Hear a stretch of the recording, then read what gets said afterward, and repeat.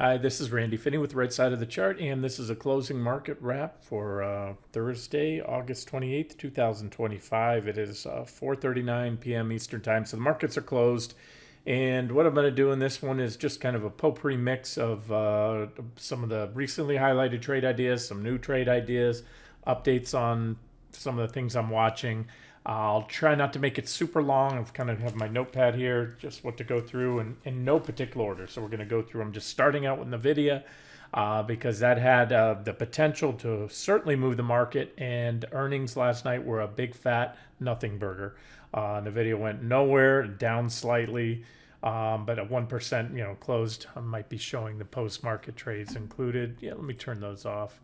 Regular hours. Okay, so we closed down 0.79%. Which is, again, flat for NVIDIA, and that's a little bit unusual, atypical after earnings. And again, earnings were right around where expected. Some things were a little soft, some were a tick higher. So that's it. This is my long-term chart I'm starting. If you're wondering what we're looking at here, this is a monthly chart, and this is your secular bull market uptrend line. From my experience, and it's not hard to do, go pull 30 plus, whatever. Some companies don't have as long a trading history as others. Some you can go back many decades. Some you can only go back a few years, a few months if they just came public. NVIDIA, you can go back to the late 90s. That's when it came out. And remember, this was a stock of gamers initially. They built the GPUs for that the gamers loved. And then that kind of Bitcoin miners, started finding that was one of the best, most efficient GPU chipsets to use for mining crypto, and then the evolution. Then they realized, the big companies realized NVIDIA was best in class for AI chips, and so there's the evolution of it. And you can see it's just gone parabolic away. Now, from my experience, nearly all stocks, the indexes, all things sooner or later come back, even if they're keeping that bullish longer term trend going. And remember, unless a company goes bankrupt, over time things are going to go up. Stock market goes up, valuations increase. But I don't even have it measured, guys. Most wouldn't even, and I'm not saying it's going to go to this trend line anytime soon, although I do believe it will in the coming years. Things will change. There'll be something that comes out. A myriad of factors will come into play, and ultimately nobody reigns. No one company sits there and continues to have such a dominant position in just about anything out there. So as of now, again, trend is up, but this is my long-term chart. This is a minor trend line right here, if and when broken. And this key blue line here, the 20-period monthly moving average, that'll take us down to this first target zone, about 72, 78%. If and when that breaks, there's a secondary uptrend line right there that comes into play with it, and that would be about a 93% drop. And who knows, maybe over time, if you move this forward, you project, here's the trend line, might be years to come before NVIDIA is there. We'll see, but I'll tell you what, fortunately for this, what I do, I mean, I wish I could, we all wish we could get up there, 10, 20 years younger, but I've been around and lived through bubbles, including the dot-com bubble, and this one smells, feels, tastes, looks just like any other. Now, there's real earnings behind NVIDIA, but nothing goes up in such a parabolic. And then, by the way, this is log scaling here, and you want to see the parabolic move, you just turn off log scaling, and you can see the parabolic. This is the price right here compressed. But you always want to use log scaling, in my opinion, on long-term charts. Much more accurate of a way to gauge the price moves than arithmetic scaling, which I just toggled to. So that's it. Let's just leave that. Let me tighten that thing up. There's your trend line. Let's not spend too much time on the weekly right now, or the monthly. That's not relevant. This is my weekly chart. Nothing has changed other than my disappearing PPO lines that I keep adding back.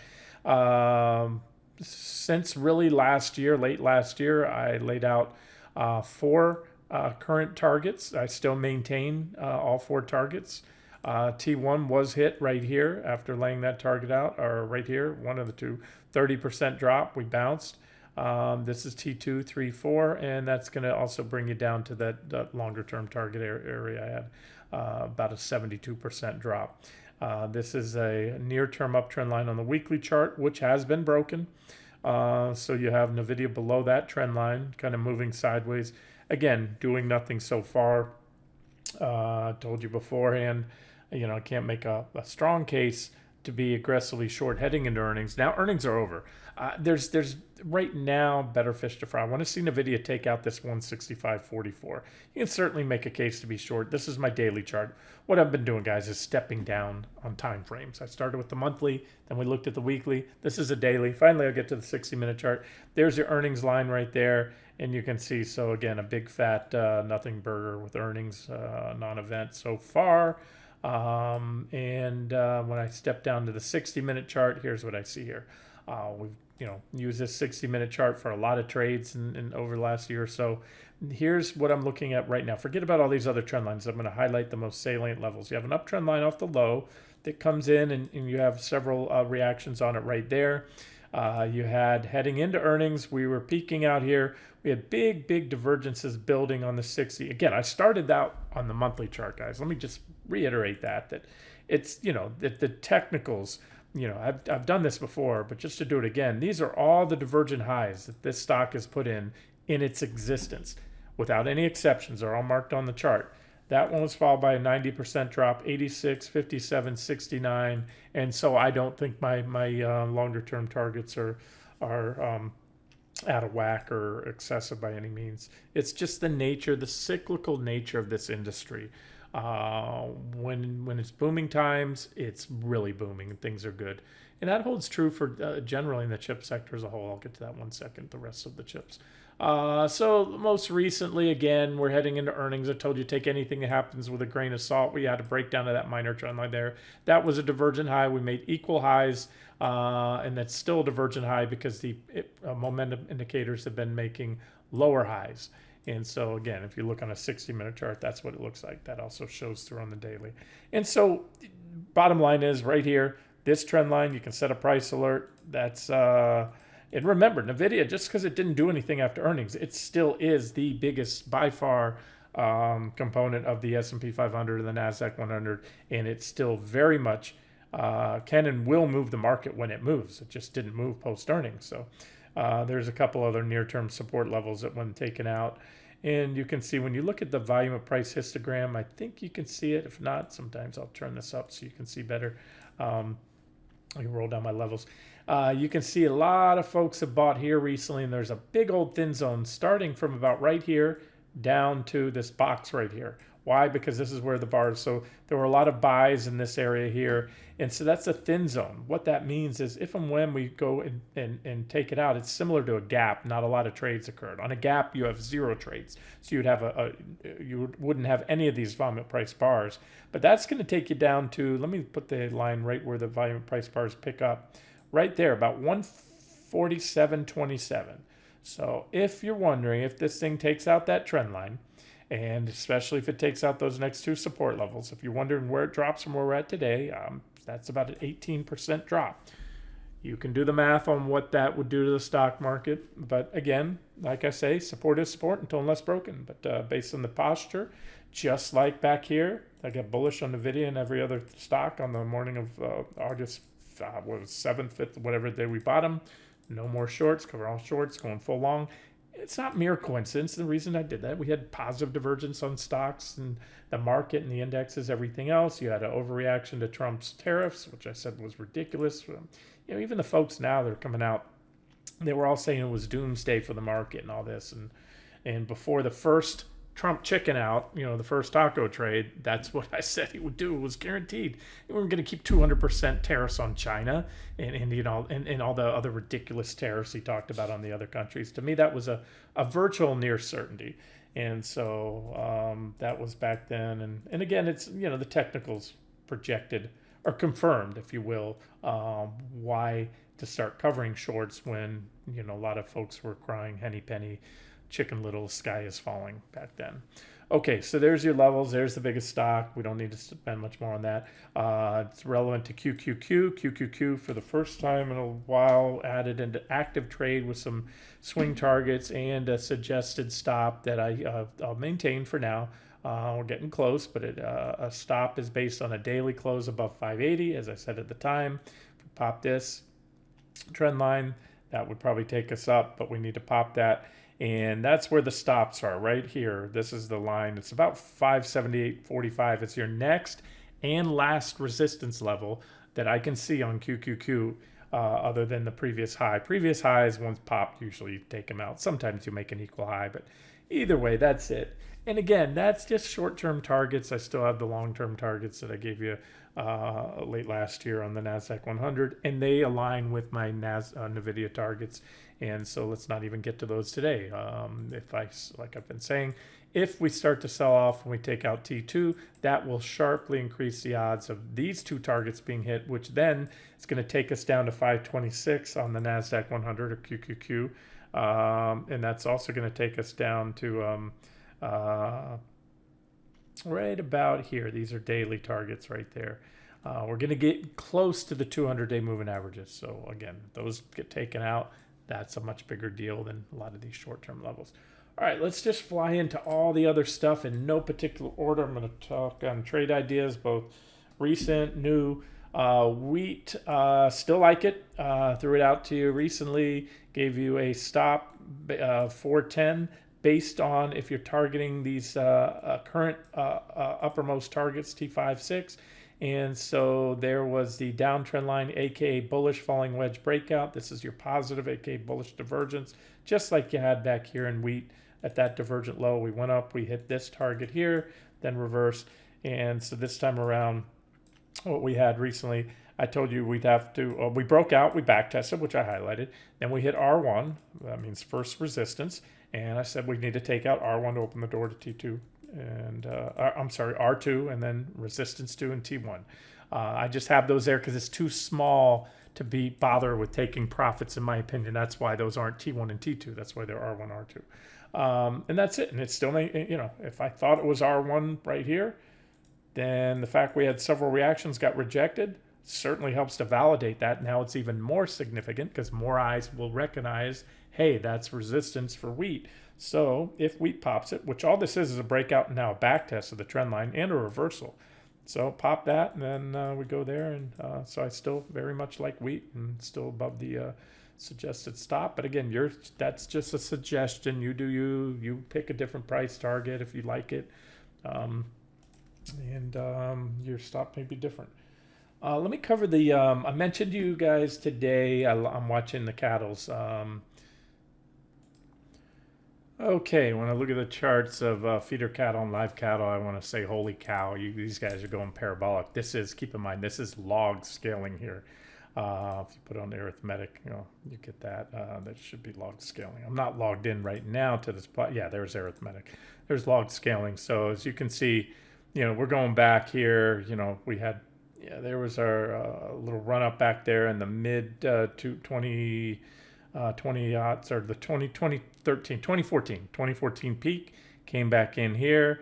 COVID hit, the inflation thing started, and we leveled out. You can see in a breakout, and we've just been going to the moon lately. So this one is on watch for a major reversal, just like orange juice. If you guys remember, I'm not logged into this platform now, so I don't have my other watch lists up, but I'm going to show you OJ. And if you remember last year, I did the same thing. Orange juice looked exactly the same, and we shorted it. I mentioned that as a short right here. We had a trend line. This is, again, I'm not logged in right now. Some of my settings aren't in here. But that was a big divergent high. Pointed out to you. Where's my tools? There's the divergent. There was the trend line. And same things. When something goes crazy, and again, when you look at where orange juice prices went, they just went to the moon. And so we're seeing that again on, here, let me give you the live charts here. Let me go to, there's feeder cattle. This is what I was just showing you was a long-term weekly chart. This is zoomed in 6 months, 2-hour candles. And so I took a starter today. We took out this minor trend line there, but I had this secondary trend line right here.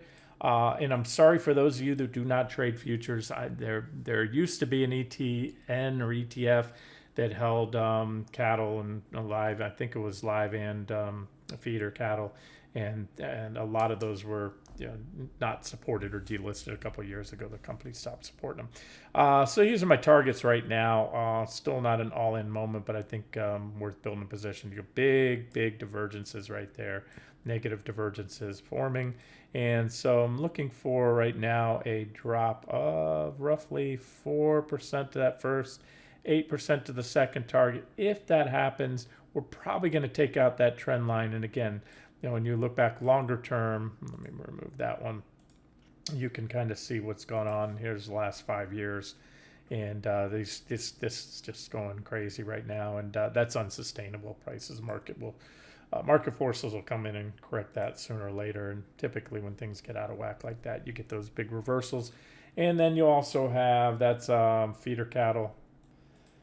And as I mentioned this morning, I also like live cattle, LE for short. There's a nice cleanup trend line was triggered, a breakdown on the 60-minute chart today. I think it was just before I even got out to you this morning. I like those two. And there's your first, second, third, and current fourth target there. That trend line comes back a little farther. I might have it marked up here on the 6-month chart. Either way, just like feeder cattle, live cattle have some nice big divergences building. There's that near-term trend line. And so quite likely at or very near a top.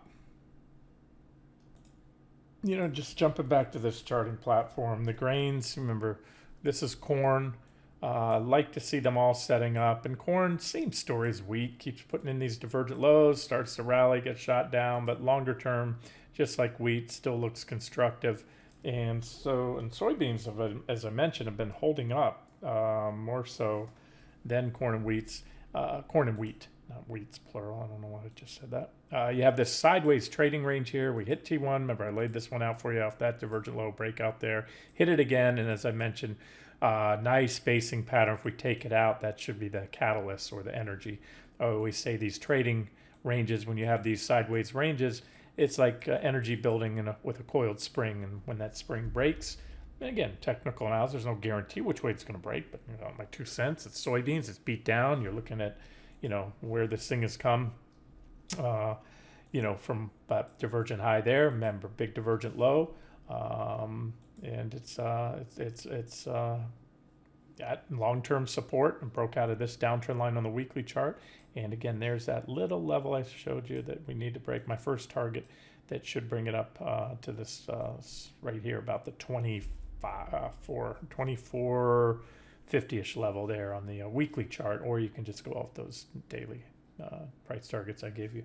So those are your 3 grains. There used to also be a kill one bird, one stone, JJG, I believe it was, which also got nixed by the issuer back a couple of years ago. We used to trade this one where you could have corn, wheat, and soybeans all together in that grain ETF. But again, those issuers, iPath and a couple others, just discontinued a lot of these. I guess they didn't have the interest. If you are interested in commodities, which I think, we're going to have at some point I think a nice secular bear market that'll go on for a decade or more, quite likely.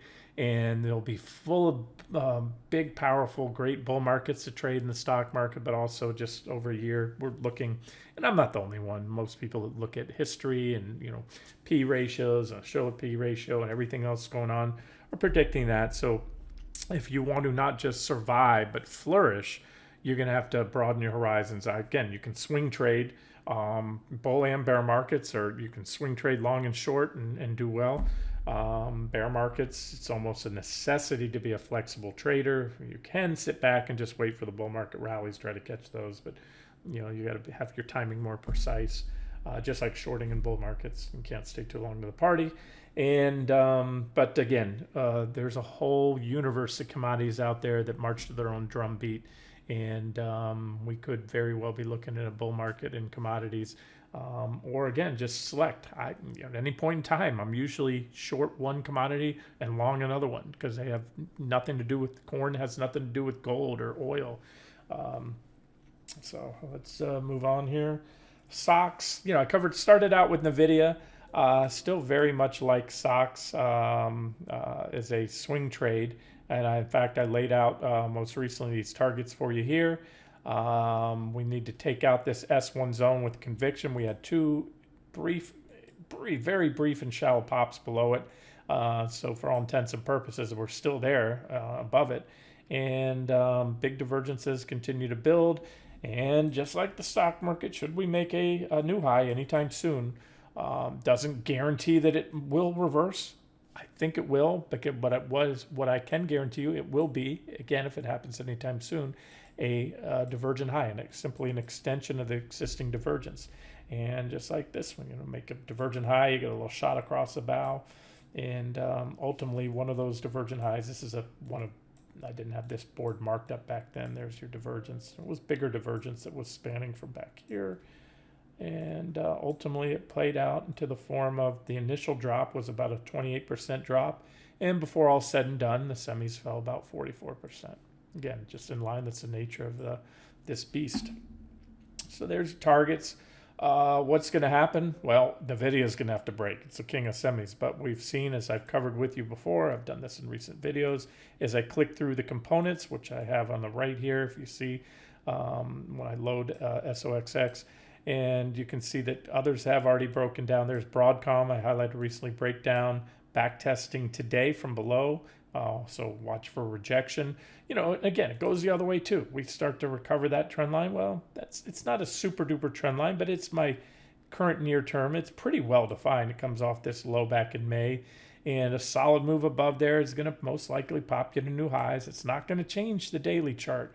It will be a new high. That'll be in itself a significant technical event. But other than that, it won't burn through the divergences. But if you get rejected, then that's a little check mark for the near-term bear case. Taiwan Semi still has to break down that 223.63 ASML. And again, when you start to move away from, the leader and the top ones, NVIDIA, Broadcom, Taiwan Semi, you start to see other semis in a bear market. So it's kind of indicative of what's going on there. AMD also peaked back in 2024, and it's been rallying. It's been trying to catch up, but it recently broke down a nice clean trend line. Again, I've covered all these recently, and you have the levels. You're looking at them here, levels that need to break in order to open the door to more selling and justify a more aggressive position in the semis. Like the stock market, everything seems to just be grinding sideways here with these marginal new highs.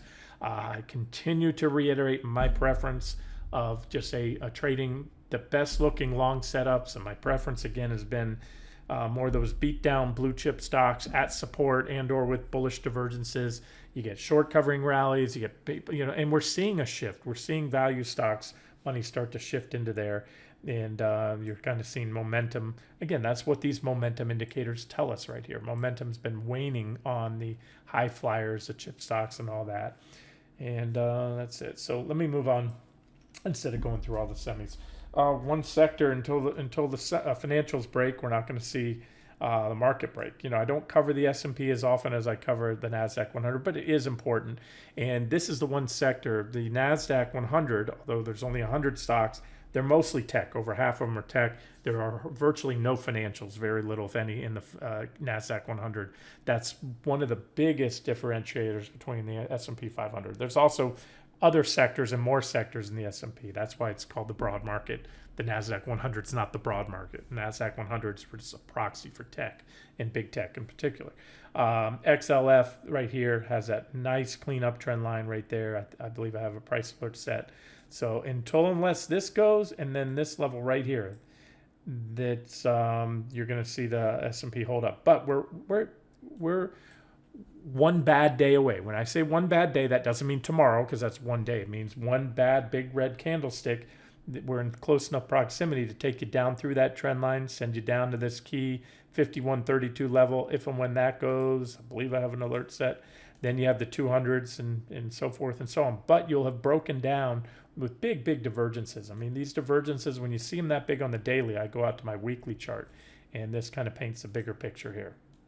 Divergence started there on the RSI, but from this point right here, this line here, we started building divergence on both the RSI and the PPO down below. Really, actually, you know what? I could tell you this is virtually equal highs there. You can call that the divergence if you want. Either way, that's it. Divergence, which is not a sell signal, it's a condition, I always say. A condition that typically results in a trend reversal. You just need that little secret ingredient, that little spark or catalyst, and that's a break of that support level. Right here, you had this almost identical pattern, divergence in about equal scope. And right here, that divergence that I had initially on the PPO. And then you had a trend line right there. You broke down and you back tested. Sometimes you break down, don't look back. Quite often you break down, you back test, and you get rejected. And that whole trend didn't end until we put in a divergent, aka positive divergence low, and then went sideways for a while, then broke out. There's that coiled spring trading range, pop. That's it. So I look at this chart. Been doing this a long time. I know nothing's guaranteed. We can go on for a while. The divergence can get larger. Sometimes the divergence gets taken out. I've seen that happen, but more often than not, it plays out just like that divergent high and that drop, that divergent high, that drop, that divergent high and that drop. And this divergent high and this drop will take us down here. That's going to take the financials down at minimum, I believe. No, minimum is going to be right here. Minimum target right there. Why did I do that? Well, you had an all-time high there. You tested, you broke out, and then that reaction low when the Trump tariff thing hit. And that's measured out for you. Again, second largest sector in the S&P 500 would be a 21% drop. Kind of gives you an idea really what the market may do coming up. And tech should probably drop more than that. I'll take away that little support level. Can't help myself marking the charts up when I look at them. All right, a random eclectic mix of different stocks that I've looked at today.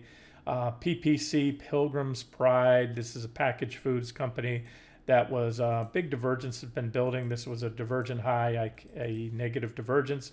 We had the stock walking up its 200-day moving averages and this nice, clean, well-defined uptrend line coming off the June 2023 low right there. We recently broke down, back tested. Oh, and the breakdown also in one fell swoop took out the 200-day moving averages. Tried to back test them, rejected again, and it's been bouncing between. Now those are resistance levels. The 200 simple, the blue line above. We're below the trend line, but we have nice support here at 43.75. You can see it with support back here, here. Price alert. Oh, we're already below it. I'm going to take that down a little bit just so I don't set the alert and it doesn't trigger right away. Let me move below this recent low. So you got to zoom in, see. If you zoom in really close, see that little candle? We're right there. We closed on that reaction low today. I'm going to take it down just a little more just to be safe so I don't trigger an alert right away tomorrow. I'll put it at 43.50. And this is what we call a trade setup. So there it is. I set a price alert. That goes off. Check it. Check what the market's doing. Sometimes you get those intraday breaks, but you can either take it, get it on it right away. It might work, and then at the end of the day, you're down big. Or if you want to play it safe, wait for a solid daily close below.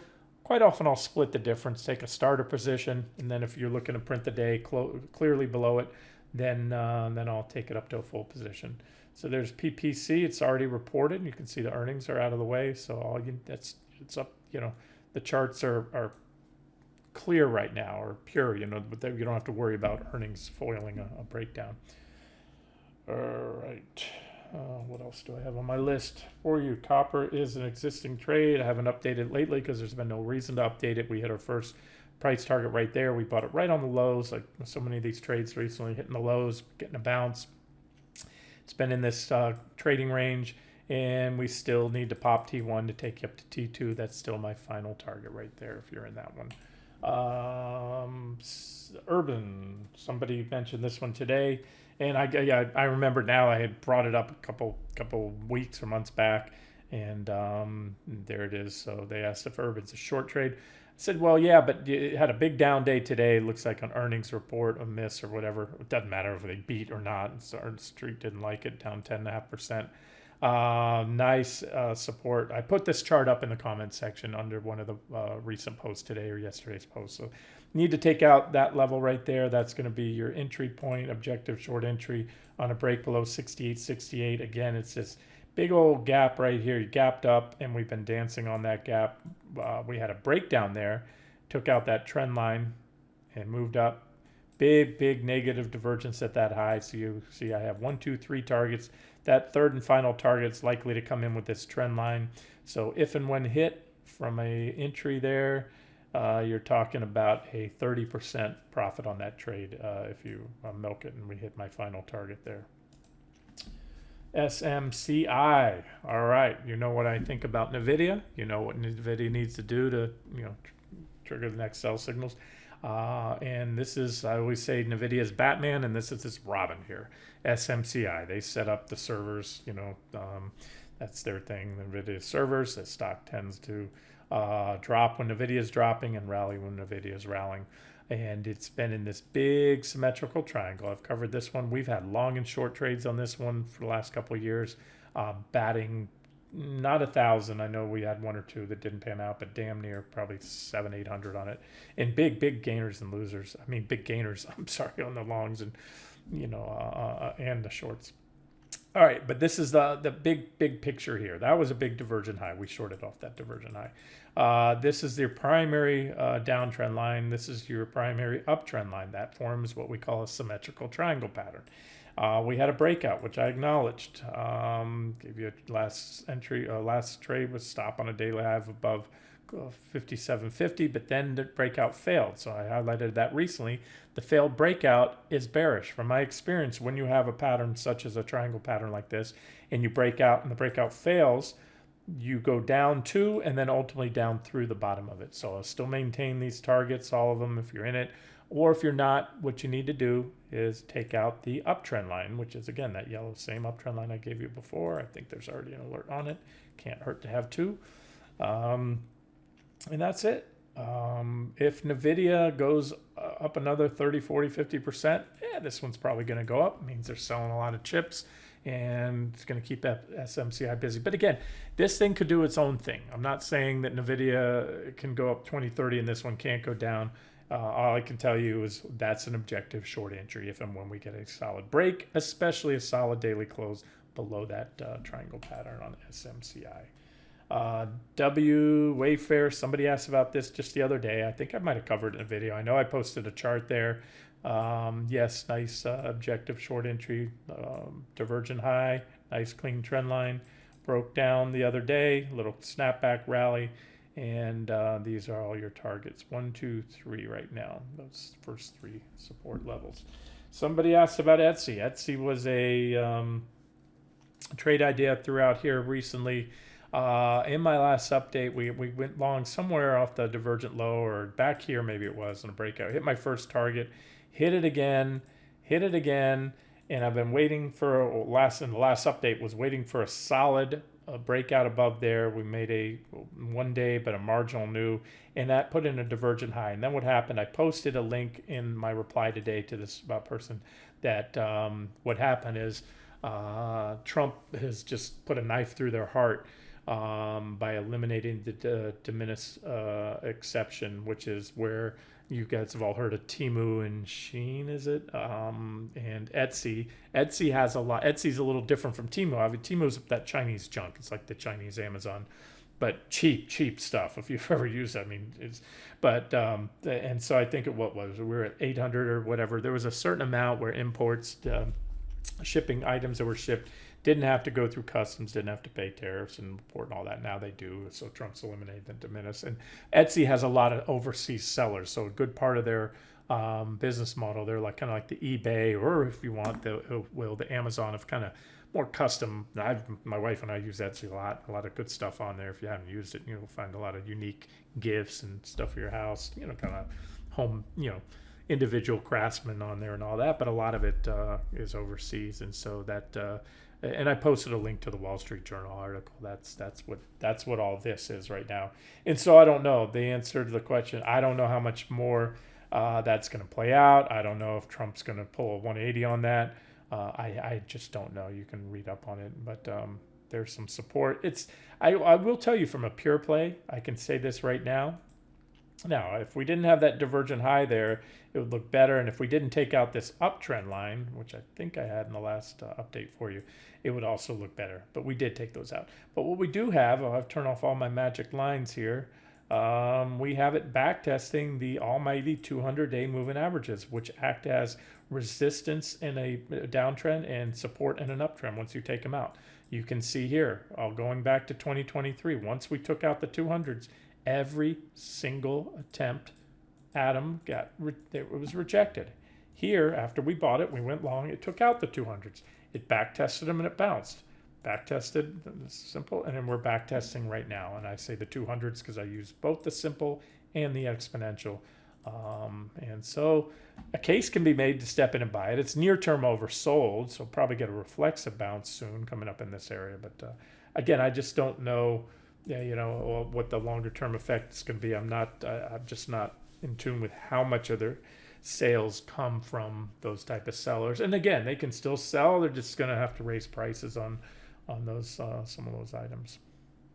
Last but not least, I already got it out to you today. No change there. UNG, looking good. I gave you an additional resistance level, which coincided with the resistance level I already had on the futures. I just didn't have it this chart marked up. So and as I said, we need to take that out. And I think we will, because we had a nice breakout here of the bullish falling wedge. And then when we hit that, again, it's a reaction off resistance, those levels I got out to you this morning. And not much, and it's a small pullback, and it also had to do with the pullback in natural gas off that resistance level had to do with the spike in crude. I've talked about this before. A lot of traders will trade crude ripped. This is 1 p.m. today, 1:30 right there. Crude had a strong pop on whatever made it pop. I don't know. I didn't look up. It doesn't matter to me. I'm not in crude right now. And then that put the brakes on UNG exactly that same time.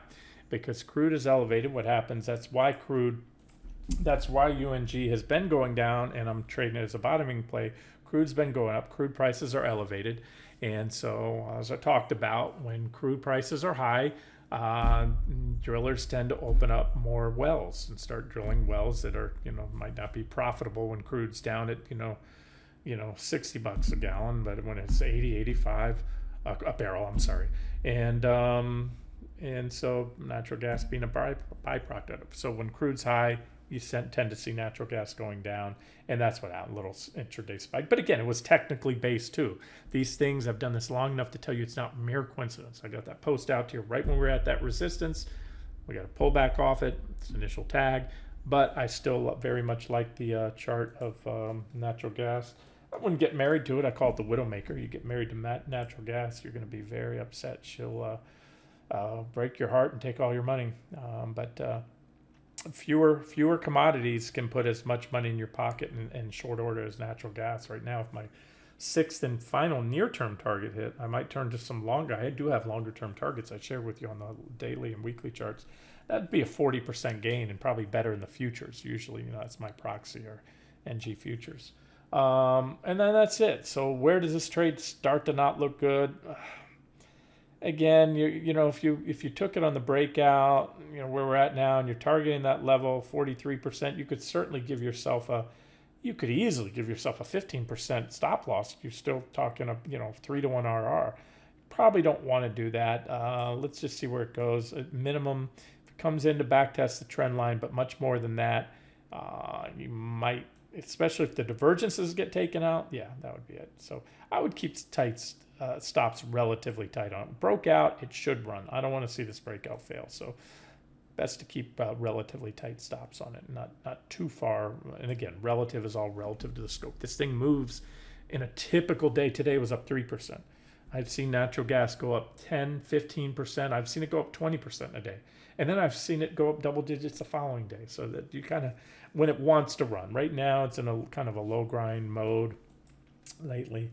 And but it can wake up any minute, just like the VIX can wake up any minute. And the VIX isn't going to wake up till the market breaks down, as I've been saying. So let me wrap it up here. 38 minutes, not too bad. I covered a lot of stuff. And I think I touched on, again, I believe I've answered all the questions and chart opinions on the site from the last couple of days. If not, post something under this post, and I'll get back to you tomorrow morning on that. This has been Randy Finney with Right Side of the Chart. Have a great